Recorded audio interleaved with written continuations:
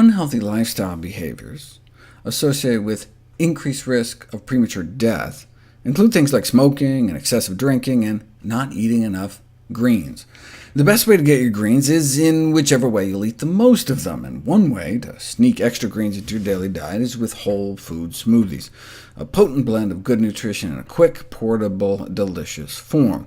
The Mayo Clinic offers this as a basic green smoothie recipe, combining the healthiest of fruits, berries, with the healthiest of vegetables, dark green leafies. 2 ounces of baby spinach is about 1.5 cups. Curly parsley is another mild beginner green to start with. Surprisingly, the sweetness of the fruit masks the bitterness of the greens, such that the pickiest of children love them, along with any adults who would otherwise not be consuming dark green leafy vegetables for breakfast. Or even fruit, for that matter. The average teen may only be getting about 1/20th of a serving of fruit otherwise, and loops don't count. But offering smoothies can have a dramatic effect on fruit consumption for students who do not want to take time peeling or chewing fruits. Who doesn't have time to chew a fruit? But the milkshakey texture of smoothies may not just boost the quantity of fruit and vegetable consumption, but also the quality. Carotenoid phytonutrients, like beta-carotene and lycopene, can exist as microscopic crystals trapped within the cell walls of fruits and vegetables, and they're only released when the cells are disrupted. That's why we need to chew really well. Mastication is doctor speak for chewing. We either have to chew better, or choose plants that are easier to chew. For example, while tomatoes have more beta-carotene than watermelon does, the watermelon's beta-carotene is more bioaccessible because it has kind of wimpy cell walls, but the cells of other fruits and vegetables are smaller and tougher. To maximize nutrient release, food particle size would ideally be reduced down to smaller than the width of the individual plant cells, but you can't do that with chewing. Most vegetable particles end up greater than 2 millimeters when you chew them, which corresponds to way up here. Whereas if we broke open all the cells, we could release much more nutrition. We can never chew as well as a blender.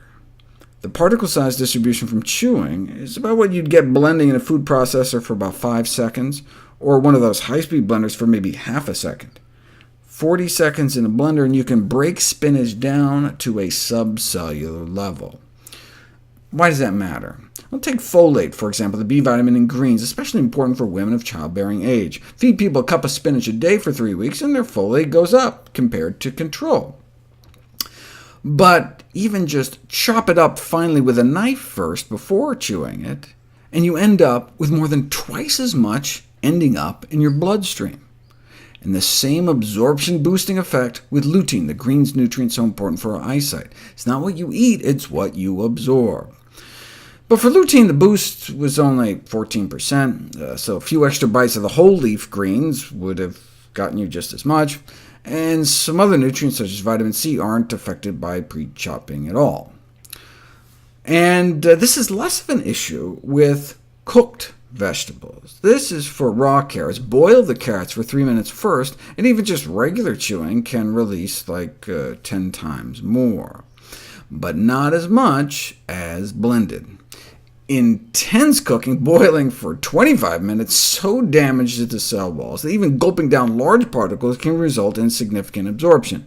But even then, blending may double carotenoid availability, explaining why we may be able to absorb 3 times the alpha and beta-carotene from pureed cooked carrots compared to mashed cooked carrots. So, blending vegetables, raw or cooked, into soup, sauces, and smoothies can maximize nutrient absorption. You went to the store and bought it, or toiled in your garden to grow it, you might as well take full advantage of it. Might there be a downside to enhanced absorption, though? We'll find out next.